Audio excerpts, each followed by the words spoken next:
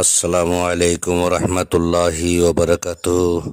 আজ পবিত্র কোরআন শরীফ থেকে তেলাওয়াত করা হবে সূরাতুল আল ইমরানের 56 আয়াত থেকে নিয়ে 59 আয়াত পর্যন্ত, এবং তার সাথে সাথেই তার বাংলা তর্জমা করা হবে বায়ানুল কোরআন হইতে।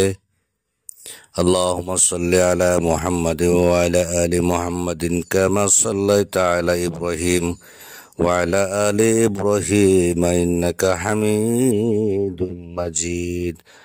اللهم بارك على محمد وعلى آل محمد كما باركت على إبراهيم وعلى آل إبراهيم إنك حميد مجيد.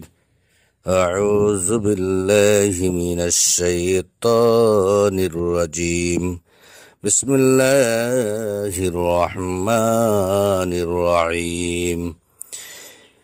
إذ قال الله يا عيسى إني متوفيك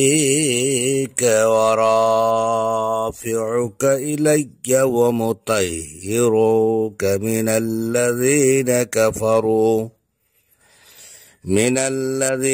كفروا وجاعل الذين اتبعوك فوق الذين كفروا إلى يوم القيامة ثم إلي مرجعكم فأحكم بينكم فيما كنتم فيه تختلفون.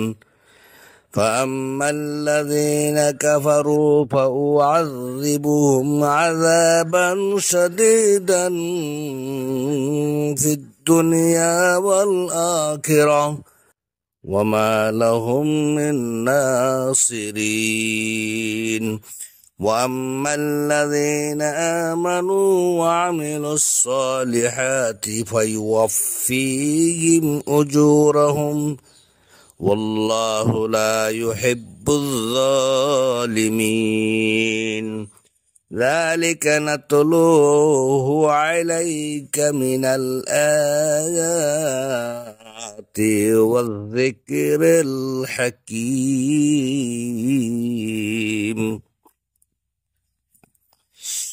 স্মরণ করো যখন আল্লাহ বললেন, হে ঈসা, নিশ্চয় আমি তোমাকে পরিগ্রহণ করব, তোমাকে আমার দিকে উঠিয়ে নেব এবং কাফেরদের থেকে তোমাকে পবিত্র করব, আর যারা তোমার আনুগত্য করেছে তাদেরকে কিয়ামত পর্যন্ত অবিশ্বাসীদের উপরে প্রাধান্য দেব। অতঃপর আমার নিকটই তোমাদের প্রত্যাবর্তন হবে, তখন আমি তোমাদের মধ্যে মীমাংসা করে দেব যে ব্যাপারে তোমরা মতবিরোধ করতেই।